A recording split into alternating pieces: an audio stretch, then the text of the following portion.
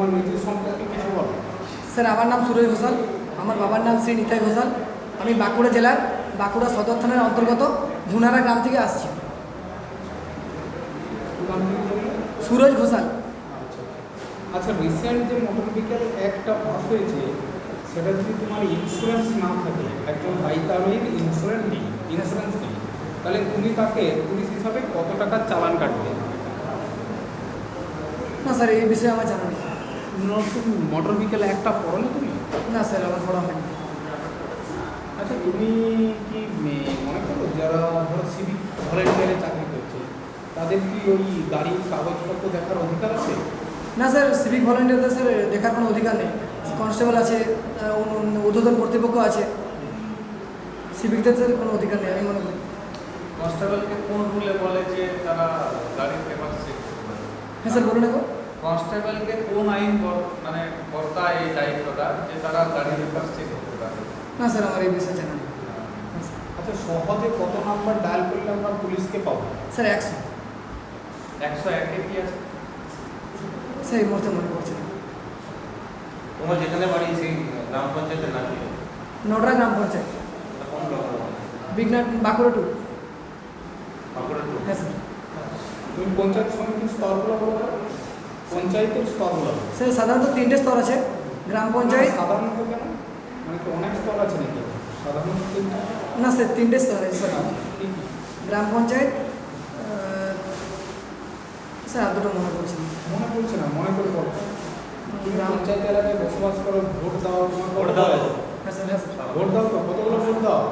পঞ্চায়েত যখন ভোট হয় তুমি কতগুলো ভোট দিতে স্যার পাও? একটাই। একটাই?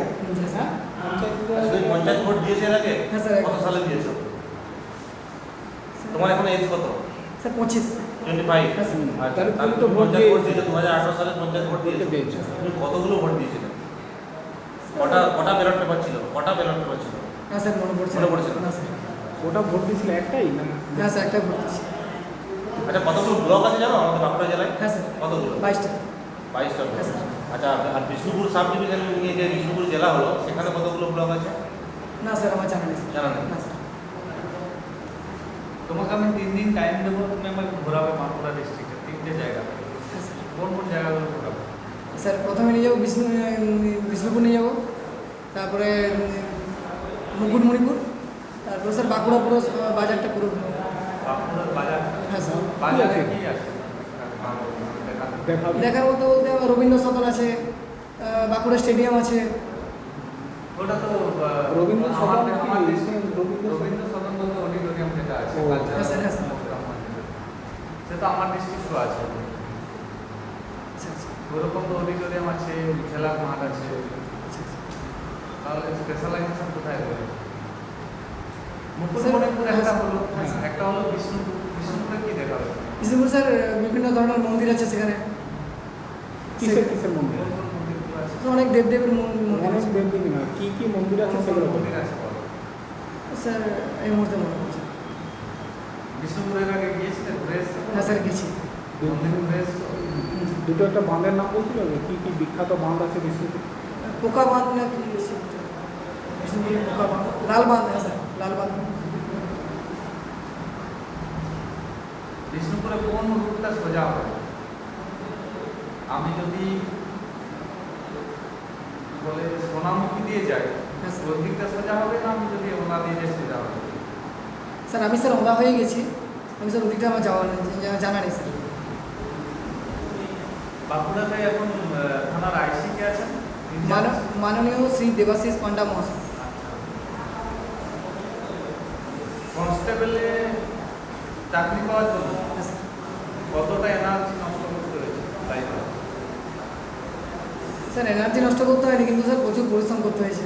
কত বছর ধরে? স্যার অনেক অনেক পরিশ্রম করতে হয়েছে। কত বছর? কত বছর? স্যার মোটামুটি আমি 2019-এ স্যার ডাব্লিউবি মেন্সে স্যার উত্তীর্ণ হতে পারিনি ফাইনালে। তারপর স্যার এক্সারসাইজও স্যার পারিনি মেন্সে। এরপর স্যার উত্তীর্ণ হয়েছে, অনেক পরিশ্রম করে স্যার আজকে এই জায়গাটা এসেছি। লাস্ট কোয়ালিফিকেশন কি আছে? HS pass. হ্যাঁ স্যার। গ্রাজুয়েশন কেন করবেন? স্যার গ্র্যাজুয়েশন করিনি বলতে আমি স্যার এমনিতেই বেশি মার্কস থাকেনি এইচএসে। তারপরে আমি কলেজে ফার্স্ট ইয়ারে ভর্তি হয়েছিল। তারপর স্যার আর্থিক মানে সচ্ছলতা থাকেনি আমার বাড়িতে, সেই কারণে স্যার আমি তারপর থেকে আর পড়াশোনা করতে পারিনি। এমনি প্রতিযোগিতামূলক পরীক্ষার জন্য প্রস্তুতি নিচ্ছি। আর এই যে বাড়ির আর্থিক অসচ্ছলতা, হ্যাঁ স্যার। তারপরে তুমি তোমার কম্পিটিটিভ পড়াশোনা তুমি চালিয়ে যাচ্ছ, হ্যাঁ স্যার। তাহলে ধরো এই এতদিন তুমি কী করছিলে, বাড়িতে কী সাহায্য করো, মানে আর্থিক সচ্ছল করার জন্য, বাবা মাকে কিছু হেল্প করার জন্য? হ্যাঁ স্যার, আমি টিউশনে পড়াই এবং তার সাথে সাথে কম্পিটিটিভের জন্য পড়াশোনা করছি। কোন সাবজেক্ট? বাচ্চা ছেলেদের পড়াই স্যার, 1 2 ছোটো ছোটো ছেলে। আচ্ছা, টিউশন মানে বলো তো? TUITION। কতগুলো অ্যালফাবেট আছে? 26টা। না না, টিউশন মানে না। টিউশন মানে হ্যাঁ, টিউশন নাম বলো। TUTITION। কতগুলো অ্যালফাবেট আছে? আর টিউশনে অ্যালফাবেট আমাদের ইংলিশ Letter, letter। 26টা। 26টা অ্যালফাবেট না লেটার? লেটার কোনটা? অ্যালফাবেট না লেটার আছে? 26টা লেটার। অ্যালফাবেট তাহলে তাহলে অ্যালফাবেট কোথায়? না স্যার, আমার জানা নেই। আচ্ছা, ভায়েল কটা আছে? ভায়েল 5টা। 5টা। সেমি ভায়েল কটা আছে? না স্যার, আমার জানা নেই। বাচ্চা ছেলে একটু পড়াচ্ছ, আমাকে জানা উচিত, এটা তো বাচ্চাদের বিষয়। বেসিক জিনিস এগুলো, বেসিক। লব উপরে থাকে না হর উপরে থাকে? লব আর হরের মধ্যে কি উপরে থাকে? স্যার লব। আমি যদি হর উপরে নিয়ে আসি, কখনো হর উপরে হয়? হ্যাঁ, তখন হর উপরে। না স্যার, আমার জানা নেই। মৌলিক সংখ্যা কাকে বলে? স্যার যে সংখ্যা শুধুমাত্র ওই সংখ্যা দিয়ে ভাগ করে তাকেই মৌলিক সংখ্যা বলে। ওই সংখ্যা দিয়ে ভাগ করলে মৌলিক সংখ্যা, তাহলে এক মৌলিক না মৌলিক? হ্যাঁ, এক স্যার মৌলিকও নয়, যৌগিকও নয়। তাহলে এক থেকে ওই সংখ্যা দিয়ে আমি এক দ্বারা ভাগ করছি, তাহলে তো এক তো মৌলিক সংখ্যার মধ্যে পড়ে নাকি? আচ্ছা আচ্ছা। তাহলে কি তুমি বলছো এক মৌলিকও নয়, যৌগিক?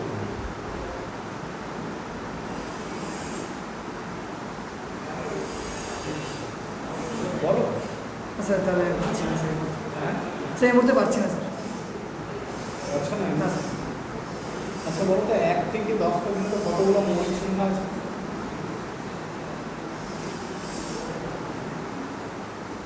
4টে স্যার।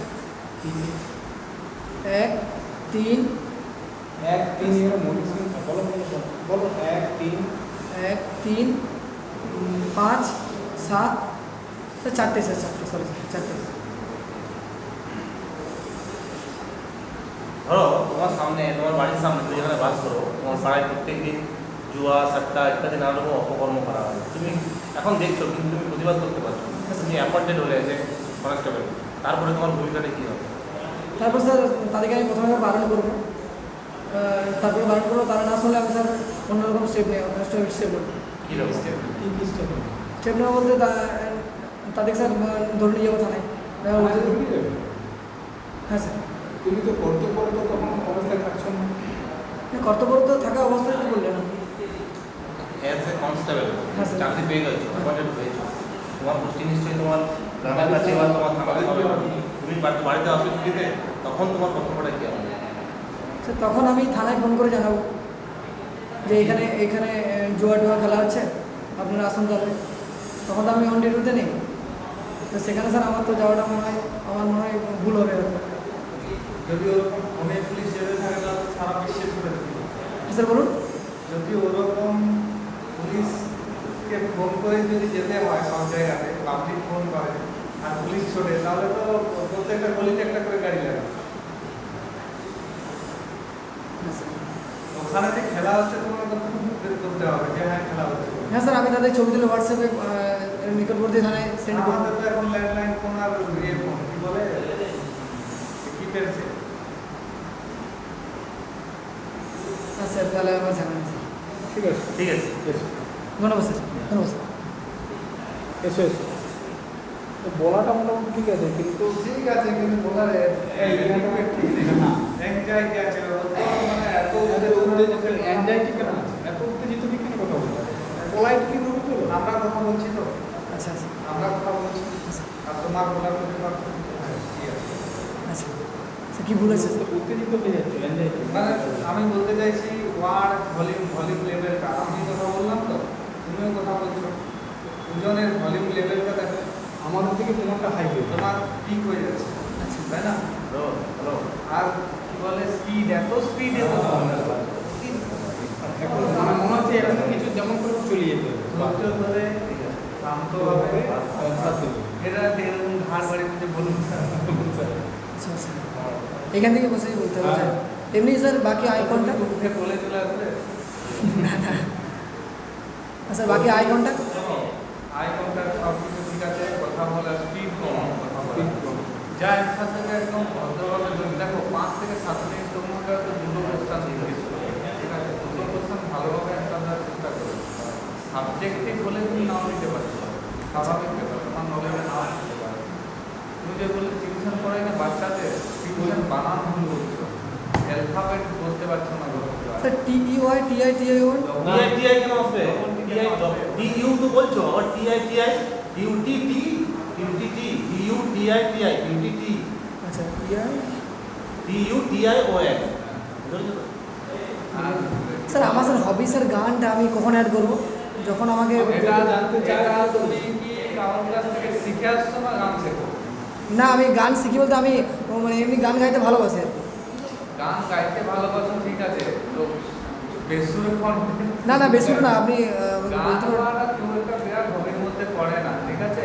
আচ্ছা আচ্ছা গান শোনা, গান গাওয়া এগুলো হবির মধ্যে সেরকম না, তুমি যদি- বাচ্চা ছেলেদেরকে টিউশন পড়াও, তোমার কিন্তু ওগুলো জানতে হবে। জানতে অবশ্যই মৌলিক সংখ্যা তুমি এক নাকি মৌলিক সংখ্যা মানে কি এক এবং সেই সেই সংখ্যা এই দুটো যার উৎপাদক থাকবে তাকে মৌলিক সংখ্যা বলে। হ্যাঁ।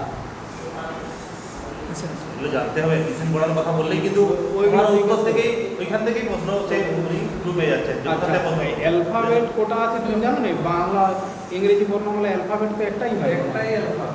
তার মধ্যে 26টা লেখা আছে। 26টা লেটারকে অ্যালফাবেট বলে।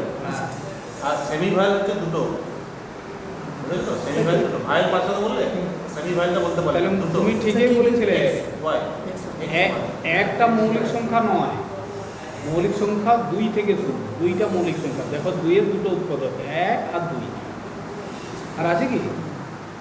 আচ্ছা তাহলে হবিটা তাহলে কী করবো? হবিটা যদি তোমাকে জানতে চাই তুমি হবি করবে। তুমি নিজের মন থেকে খোঁজো হবি। হ্যাঁ। হবি আমি বলতে পারবো না আমার হবি না, ওটা স্যার আমি যদি বলে আমি গান গাইতে ভালোবাসি, গান গাইতে ভালোবাসি। তাই বলো, তাই বলো। তোমাকে একটা গান গাইতে বলবো। হ্যাঁ স্যার গান গাইবো আমি। ঠিক আছে। তোমার সুরের নলেজ থাকতে হবে, কটা সুর আছে, তালের নলেজ থাকতে হবে, তালের নলেজ থাকতে হবে। তোমার হবি আছে, তুমি কিছু জানো না। হ্যাঁ। আচ্ছা আচ্ছা, তবলাতে কটা তাল থাকে তুমি কি জানা আছে? বলবো? না। তাহলে তোমাকে জানতে হবে। তুমি ওই গান কি একদম গান সম্পর্কে সব জানতে হবে? না, গান সম্পর্কে এক দুটো আরে কোশ্চেন ভাই ফেস করতে হবে। তুমি শোনো, তুমি সোনু নিগম নও। না স্যার তোমার হবি তুমি গান করো, তোমার গানে আকৃষ্ট আছে যেটা হবি, ঠিক আছে? আমার ক্রিকেট খেলা হবি মানে আমি সচিন তেন্ডুলকার নই। না। তো আমার প্রগাত নলেজ সোনু নিগমের মতো নলেজ আছে নাকি গান? তোমার কি আর গানের কি লতা মঙ্গেশকরের মতো নলেজ দরকার? না না তাহলে তাহলে আর কি আছে? তুমি বলতেই পারো, কোনো অসুবিধা নেই। তুমি যদি পারো ভালো, আর না পারলে বলতে পারো। এইরকম ড্রেস পরে যাবে না। না, না। একটা লাল গেঞ্জি স্যার এটা পড়ো ভিতরে এসে। এটা পড়ে নিলাম মানে এই- সেন্ডো বলবে ওটা এগুলো গেঞ্জি নর্মাল ড্রেস পরে ঠিক আছে, এসো। সুরজ ঘোষাল বলে না?